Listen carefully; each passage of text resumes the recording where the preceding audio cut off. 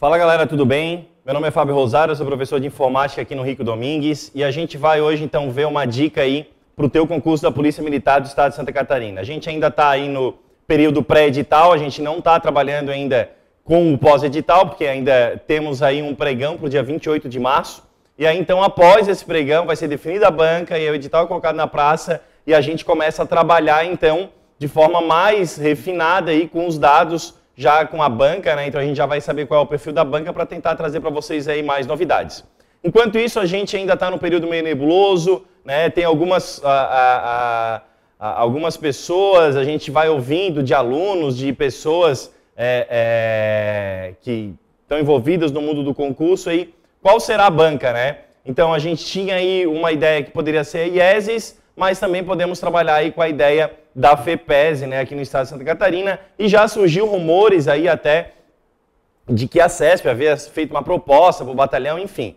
Né, tudo isso aí é conversa de rádio corredor, a gente precisa então pelo menos tratar do edital que já foi colocado aí da última vez, né, o edital do soldado da Polícia Militar, o último edital, então a gente vai trabalhar aí nessa videodica com algumas questões, IESES e FEPESE, são bancas aí que trazem um conteúdo bacana também de questões, e eu vou trazer para vocês algumas explicações em relação às questões. Legal? Vamos lá então, primeira questãozinha, duas primeiras questões da IESES, duas questões que vão definir esses conceitos aqui, ó. Vamos passar aqui os conceitos... peraí. Vou falar aqui mesmo, vamos lá. Os conceitos, galera, quando a gente trabalha com hardware, quando a gente trabalha com a parte de dispositivos ou periféricos, a gente vai trabalhar com a ideia de entrada de dados ou saída de dados, ou então até mesmo dispositivo híbrido. Mas dados entram aonde, Fábio? Dados saem da onde? Então, é esse o bizu que vocês têm que ter. Dispositivo de saída é todo aquele dispositivo em que vai receber os dados do computador. Dispositivo de entrada é todo aquele dispositivo que vai jogar dados para dentro do computador. Então, a gente vai pegar como referência quem? O computador, a placa-mãe, o processador, certo? Dispositivo de entrada são todos aqueles dispositivos que jogam dados para dentro do processador. Teclado, mouse, microfone, scanner. Então, todos eles são dispositivos de entrada. Os dados saem do scanner, vai para o processador, sai do teclado, vai para o processador, do mouse para o processador e assim por diante. Legal? Dispositivo de saída, então, a gente tem o inverso.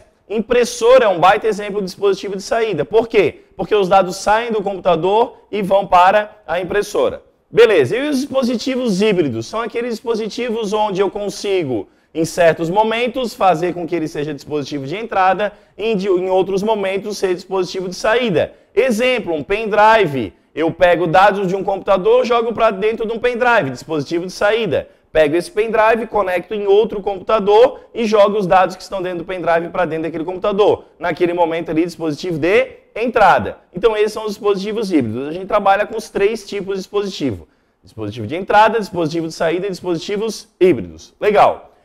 São periféricos de saída, todos os apresentados a seguir, exceto. Então, a IES está dizendo assim, ó, desses quatro aqui, tem um que não é dispositivo de saída. Então, vamos lá. Impressora, dispositivo de saída. Caixa de som, os dados saem para a caixinha de som. Então, dispositivo de saída. Monitor, os dados saem para a tua tela. Monitor, então, o único que a gente tem aqui, gabarito de scanner. Scanner é o dispositivo de entrada. Eu coloco uma foto lá em cima da mesa digitalizadora e essa foto, então, ela vai ser inserida no processador e depois guardada no HD. São periféricos de entrada, agora o inverso, né? São periféricos de entrada os apresentados a seguir, exceto, vamos lá, é dispositivo de entrada, em scanner, dispositivo também de entrada, monitor touchscreen, cuidado, apenas monitor, dispositivo de saída. Quando a gente trata de monitor touchscreen, eu aperto na tecla, isso aqui não é, né? Mas eu aperto na tecla, o dado entra no processador, por exemplo, pega o teu smartphone e clica em cima do ícone do WhatsApp. O que vai acontecer? Os dados vão entrar no processador. Tu está solicitando para o processador o resgate do aplicativo WhatsApp. O aplicativo WhatsApp surge na tela, dispositivo de saída. Só que esses caras, eles podem ser tratados como dispositivo de entrada e dispositivo de saída, de forma aleatória também. Posso usar o monitor touchscreen como dispositivo de entrada. E a pergunta é, são periféricos de entrada todos apresentados a seguir, exceto. Ele não está dizendo são periféricos apenas de entrada. Daí eu matava o monitor touchscreen, porque ele não é apenas de entrada, é de entrada e saída. Mas ele também pode ser dispositivo de entrada. E o teclado também dispositivo de entrada. Os dados saem, as teclas saem do computador e entram, saem do teclado e entram no computador. Então, dispositivo de entrada. Impressora, como a gente tinha visto acima, dispositivo de saída. Até o próprio papel sai, né? Então, fica mais fácil de a gente lembrar. No contexto de noções de armazenamento de dados e realização de cópias de segurança, a célula alternativa contém o dispositivo de armazenamento com a maior velocidade de leitura de gravação de dados. E aí, qual desses caras aqui tem a maior velocidade? A gente tem pendrive 1.0, USB, né? 1.0, USB 2.0, o dispositivo de SSD e aí os discos rígidos, os HDs de 5.400 e de 7.200 RPM. Quem é o SSD? O SSD, ele veio a substituir o HD. A maioria das máquinas ainda comerciais trabalham com HD. Por quê? Porque o SSD, ele é infinitamente mais rápido do que o HD. Consome muito menos energia e é muito mais leve. Só que ele é muito mais caro. Então, se eu compro, por exemplo, hoje um HD de 1 TB por R$250, R$300, o meu SSD vai custar lá em torno de R$800, R$900. Então tem essa discrepância de valor. Então acaba que a gente não vê aí muitos computadores com SSD. Alguns, né, por exemplo, eu trabalho muito com o meu notebook. Então eu coloquei um SSD no meu notebook. Para vocês terem uma ideia, com HD levava 1 minuto e 40 mais ou menos para ligar. Agora ele leva 9 segundos, então é muito mais rápido, né? Por quê? Porque eu não tenho um disco, eu não tenho uma cabeça de leitura. É como se fosse um pendrive gigante, várias memórias flash soldadas numa placa que faz às vezes ali do HD.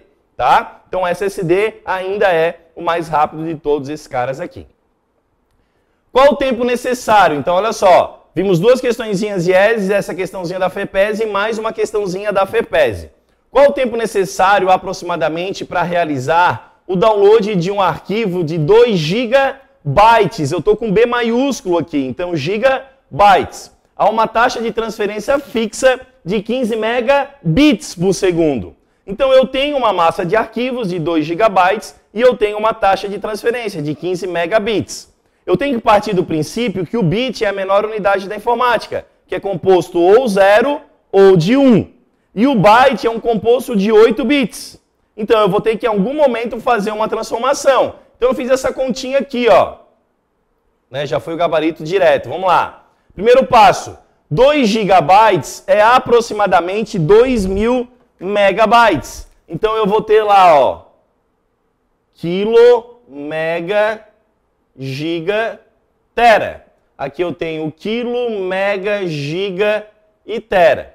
Legal. Quando eu digo que eu tenho 2 gigabytes, eu posso transformar esse número para um composto de 3, 6, 9 zeros. Porque o giga são 9. 3, 6, 9.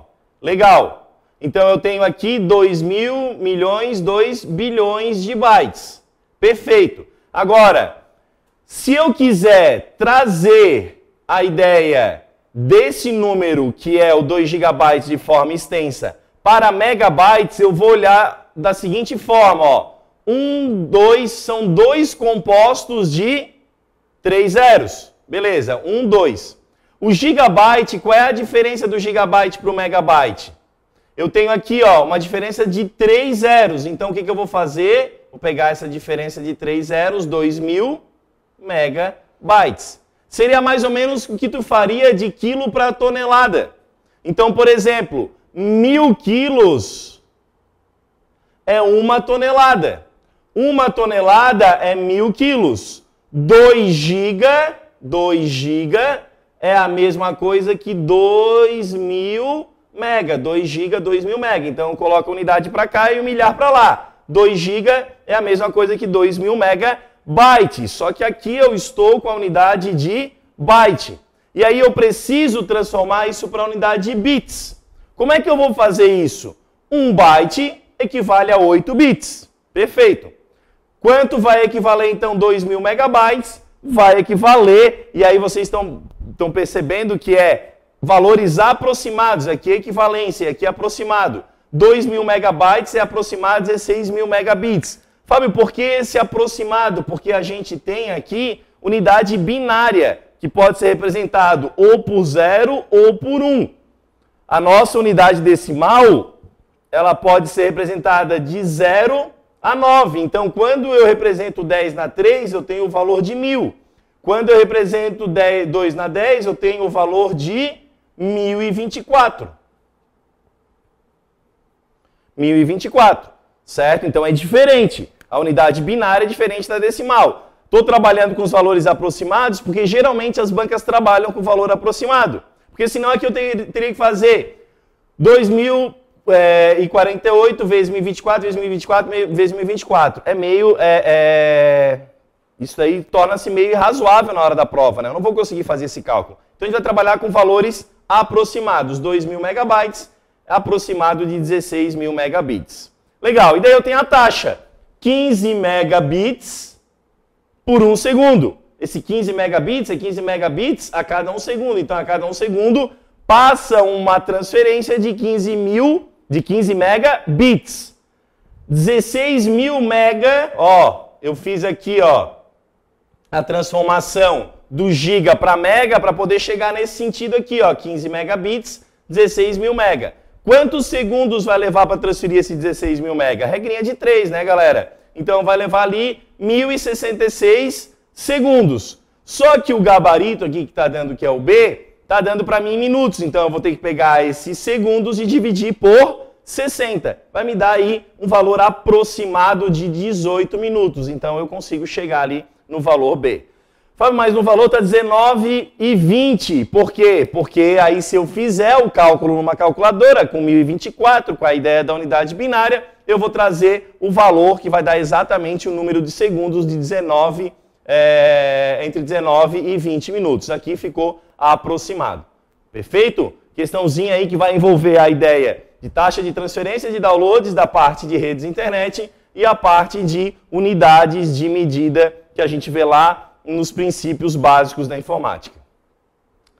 São nomes válidos de arquivos no Windows 8, todos os seguintes, exceto... Então, olha só, todas as versões do Windows que aparecem nas provas de concurso, Windows 7, Windows 8 e Windows 10, a gente tem alguns caracteres que são proibidos para dar nome em arquivos ou pastas.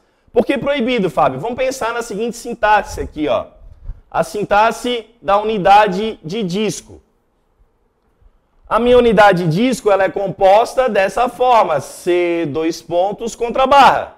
Então quer dizer que o dois pontos e o contra barra eu não posso usar em nome de arquivos ou pasta. Por quê? Porque faz parte do início do caminho das pastas, do que a gente chama da árvore de diretórios. C, dois pontos, barra, Windows, contra barra, tarará, e assim vai. Então, o dois pontos e o contra barra eu não posso usar. Quando eu vou fazer uma pesquisa lá na caixa de pesquisa do Windows, existe a possibilidade de eu pesquisar no meu computador todos os arquivos, por exemplo, com a extensão docx, ou então todos os arquivos com a extensão PDF. Esse caractere, que é chamado de caractere coringa de pesquisa, ele não vai poder ser nome de arquivo ou pasta. Por quê? Porque esses caras aqui, eles são utilizados como coringa para uma determinada busca. Como assim coringa, Fábio? Eu não sei o nome do arquivo que está dentro dessa pasta, mas eu lembro que eu fiz ele no Word. Como é que eu vou fazer essa pesquisa? Abro a caixa de pesquisa, coloco um asterisco, qualquer nome. Esse cara aqui, então, vai substituir N caracteres na busca. Ou seja, vou buscar aí por qualquer nome. Se eu quisesse, por exemplo, putz, eu lembro que esse arquivo, ele era do ano 2000, agora eu não lembro se era do ano 2001, 2002, 2003, até 2009. Putz, não apareceu nada, então eu preciso ver se não é do ano de 2010 para frente. Então quer dizer que quando eu uso o ponto de interrogação, ele vai substituir um caractere lá na pesquisa. Então o ponto de interrogação também não vai poder ser nome de arquivo ou pasta. Eu trouxe para vocês aqui, que fica mais fácil porque isso aqui está mais próximo da nossa realidade, o porquê que esses 4 caracteres não podem ser usados em nomes de pastas ou arquivos. mas tem outros. E aí a gente tem aqui, né, eu trago na aula uma menina aqui, uma amiguinha nossa, que a gente vai levar para o resto da vida de concurseiro, que é a Zida, entre aspas, fazendo barra. Fábio, que loucura é essa, né? Vamos lá. Sinal de maior, sinal de menor. I de interrogação, D de 2 pontos e A de asterisco. Aspas duplas, contra barra, barra e o pipe, que é a barra em pé. São todos os caracteres que não podem ser dados para nome de pasta ou arquivo. Certo? Então volta aqui para a questãozinha da IESES. Vamos lá. Posso usar barra no nome dos arquivos? Não posso.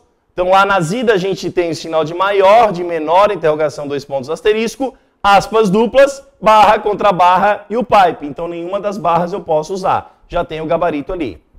Na B, posso usar várias vezes o ponto, posso, não tem problema. Ele vai identificar como último ponto a extensão. Underline, pode? Pode. E o hífen também pode, sem problema. Certo? Então a gente tem aí uma ideia de quais são os caracteres que eu posso dar de nome de arquivos ou pastas dentro do Windows. Qual a tecla de atalho para abertura da janela executar do Windows 8? Vamos lá. Que janelinha é essa daí, Fábio? Já vou mostrar aqui para vocês, ó. Essa daqui é a janelinha de executar. Então, quando eu abro a janelinha de executar, eu consigo digitar aqui na caixinha do executar um comando que vai me levar a um aplicativo.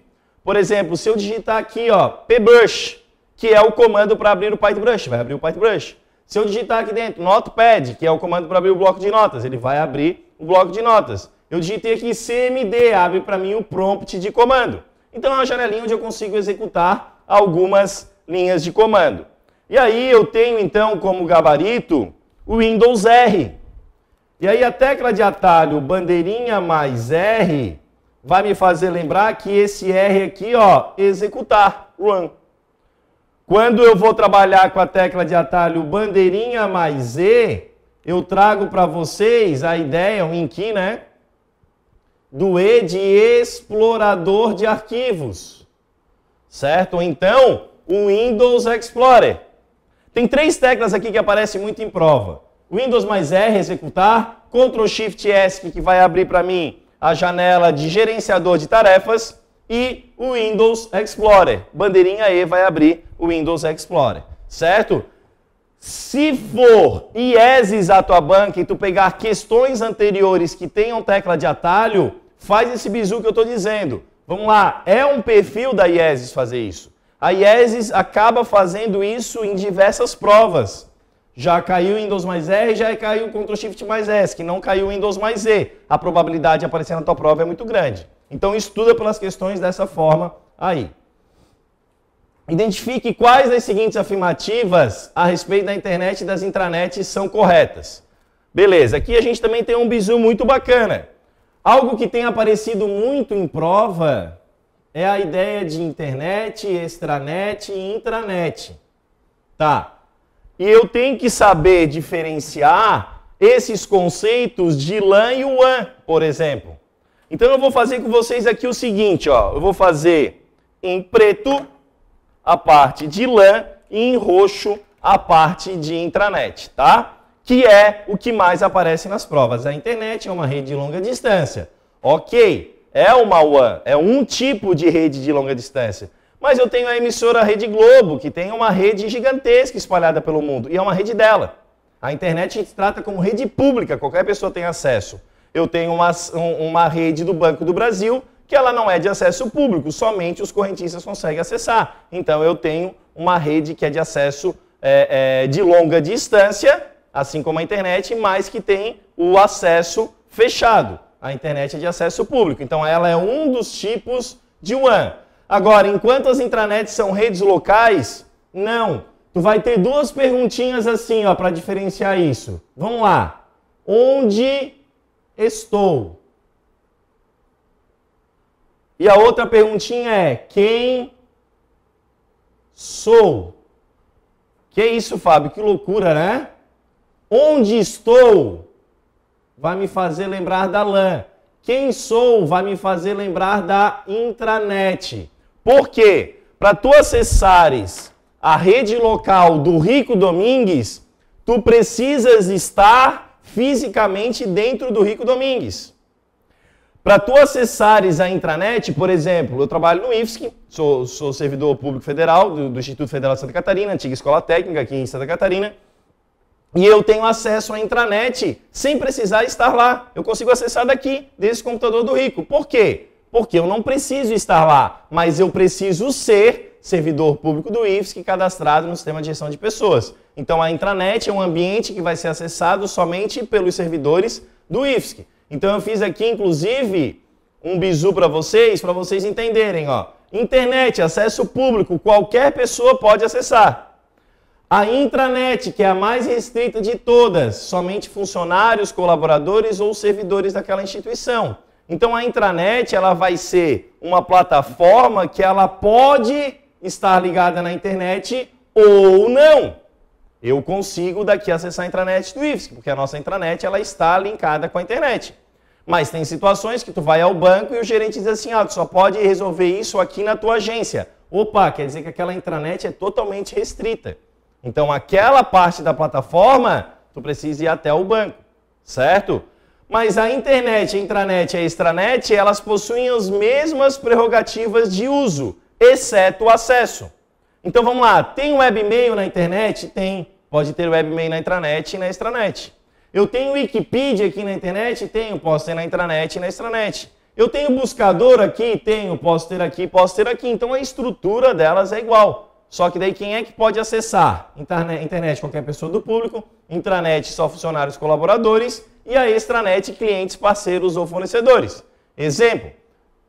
Eu sou correntista do Banco do Brasil. Eu posso acessar aquela área dos clientes. Não sou correntista do Itaú. Então eu não consigo acessar aquela área de cliente, mas consigo acessar o site do Itaú.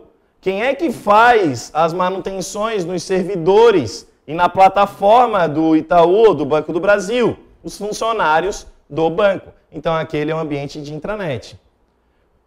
Falado isso, galera, então a gente já matou aqui que a intranet não é rede local. As intranets utilizam os mesmos protocolos de comunicação utilizados na internet. Intranets são redes privadas. Por que rede privada? Porque só pode acessar se for aquela pessoa. Enquanto a internet é uma rede pública, qualquer um do público pode acessar. A internet interliga várias intranets. Galera, gabarito B, por que a 4 está errada? Por quê? Porque a internet pode interligar várias intranets.